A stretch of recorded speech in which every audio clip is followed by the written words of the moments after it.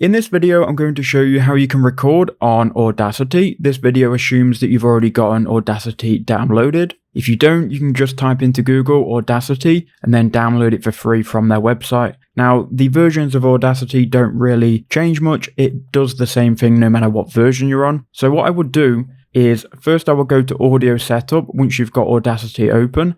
Then go to Playback Device and choose your output. So for me, that's my AirPods, which I've currently got in, but you may have a headset that you can choose here. Then go to Recording Device, and from here you see your microphone. If you've already got your microphone plugged in, it should show here as an available microphone. For me, I'm using my Rode NT USB microphone. If for some reason you've plugged it in and you can't see it, I would close out of Audacity, and then you can go to your sound settings. So go to the volume icon, then click on Sound Output. And what you need to do is go to your sound settings. So go to volume mixer, click on this settings cog, and here you can see input device. You can just make sure that it shows up here.